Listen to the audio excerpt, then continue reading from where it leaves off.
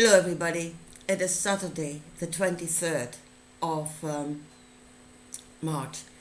I want to talk about darkness and light and the lovers of darkness. And then for darkness and light, simply put in the meaning of light being knowledge and darkness being ignorance.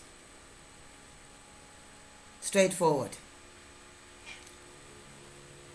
Darkness, yes, things that we are doing wrong. Sin, yes, but born out of ignorance. Ignorance was the first darkness that gives birth to all those other things. And it is ignorant, darkness of the light that is within ourselves. We do not know ourselves. That is the darkness we're in, the ignorance. And out of that, all the evil in this world is born. Now let me read again. Please, let that sink in, what it says in the Bible. And the Lord God said, "Behold, the man is become as one of us, to know good and evil." You know it. And now lest he puts forth his hand and take also of the tree of life and eat and live forever.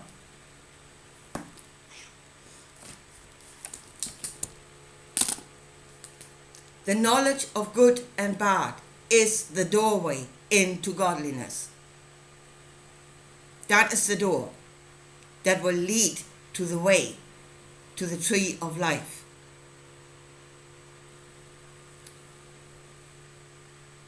You must go through that door first.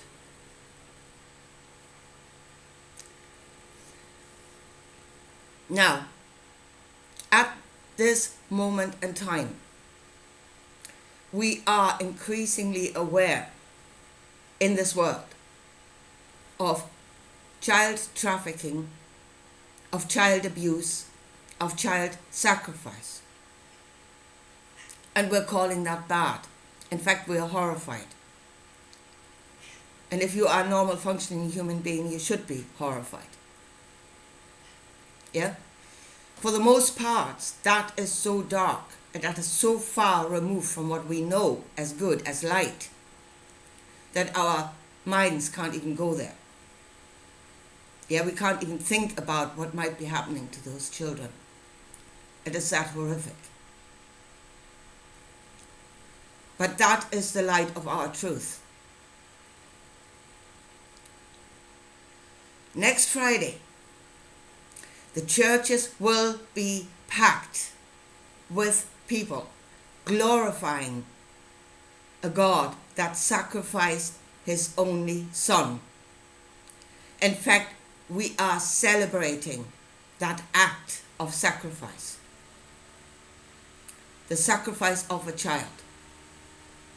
God sacrificed his child, and we are in full agreement with that. In fact, we're calling it glorious. I just got a comment saying my carnal mind is deceiving me. No, it's not. This is so straightforward, right in front of your nose. It's unreal. Yet, it's not hidden. The truth is not hidden. It's right there. Now, again, when you sit in church and you look at the cross, and if you have one of those old-fashioned crosses where the depiction of Jesus is still hanging there, tell me, what is your truth when you look at that depiction of that tortured body, that tortured, bleeding body? Are you filled with joy and gratitude? Would that be your human reaction to what you're seeing?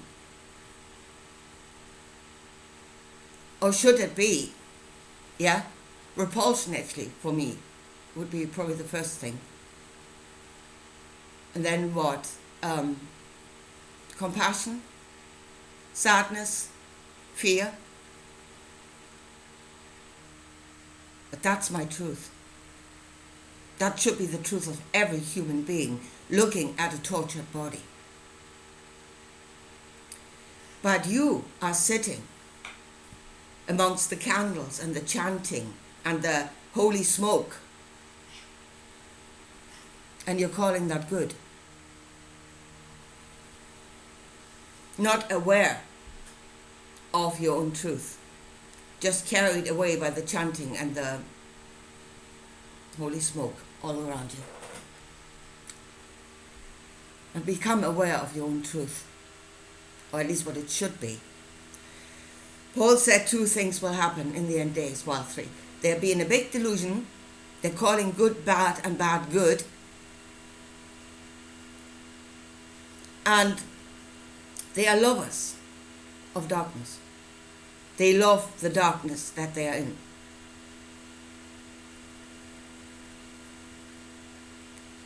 Away from the light of their own truth, because you are as a God in that. You're serving another God.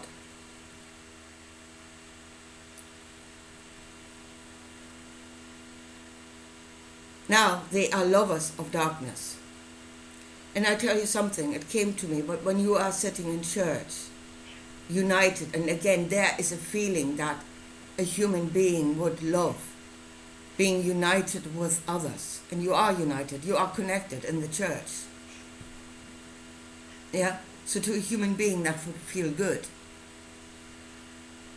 Slight problem here is that you are united in the worship of evil. Slight problem. No, I'm not deceived by my carnal mind. I just know my own truth as a human being. And that is the light that we should follow. The God, the knowledge of good and bad. But as I said, you're sitting in church, first of all, you're not seeing it. It's right in front of your eyes. It's hanging on the blinking cross in front of you. You're not seeing it. You're being enthralled by the darkness around you, the chanting, the candles, the holy smoke. And you're loving it. Now, this may be done purely on the level of psychology. And in fact, I think Rome, when they brought this in, ran with this. It was probably on that level. I don't think Romans were terribly spiritual. That was a very materialistic beast. So yeah, in the beginning, they probably ran that on the level of psychology to create people that will be subdued, not going by their own truth because it's sinful. But folks, if there is a higher thing, a creator, an all, a field, and you receive according to what you are, then you should be in fear, because you have become dark, and you will receive according to your own darkness.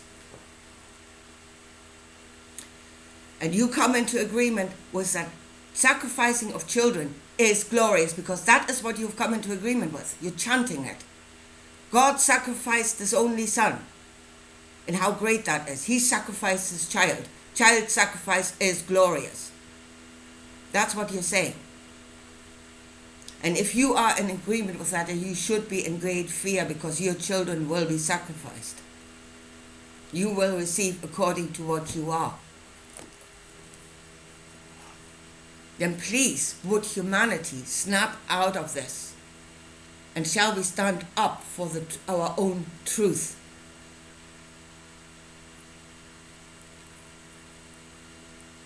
Before we full on receive the wages of our sin.